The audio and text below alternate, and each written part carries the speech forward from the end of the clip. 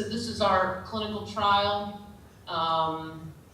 where these are the different partners. We're looking at 76 military veterans that have treatment-resistant post-traumatic stress. The first and only randomized controlled trial in the world looking at cannabis for PTSD. We ordered 8 kilograms of cannabis from the US government. But this is what it looks like, right? It comes to the scientists frozen in these sandwich bags, basically. These are little Ziploc bags.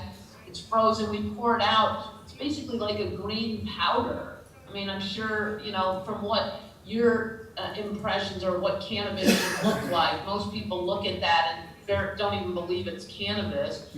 But this is how they standardize the cannabis. They take different strains and they blend them into this powder.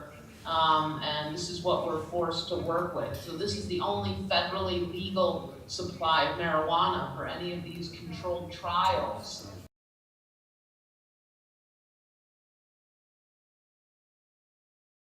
We are the first research team in the US to ever do secondary testing on federal government cannabis. Can you believe this? And it's nobody's fault except the government. The researchers, I'm sure, have wanted to conduct this secondary testing, but they make it so impossible to do that. They have a chain of command where you're only allowed to send the federal government cannabis to a Schedule I licensed lab. The first round of lab testing showed excessively high levels of mold, of fungus in all of the batches that we received.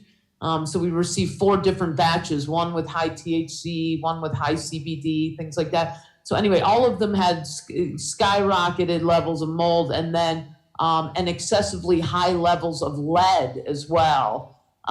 So then we did a second round of testing at a different lab that also had a Schedule I license, and it also showed high levels of mold and all, but it didn't show the lead, and it didn't show any other contaminants.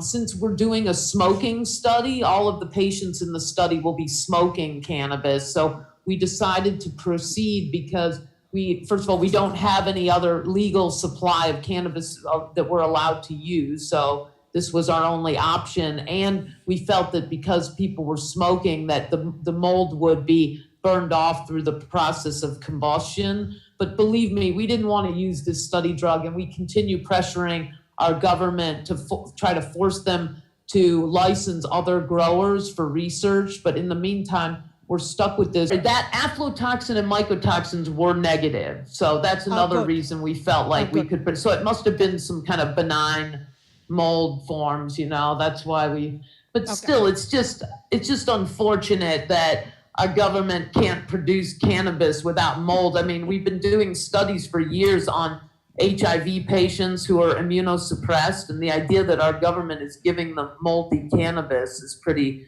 discouraging.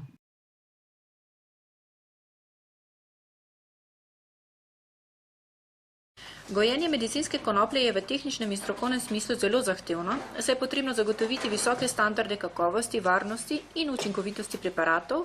Dejstvo je, da uvajanje konoplje v medicino poteka v Sloveniji sorazmerno s tem, tako kot poteka v državah, ki imajo v medicini in v farmaciji podobne standarde, se pravi visoke standarde.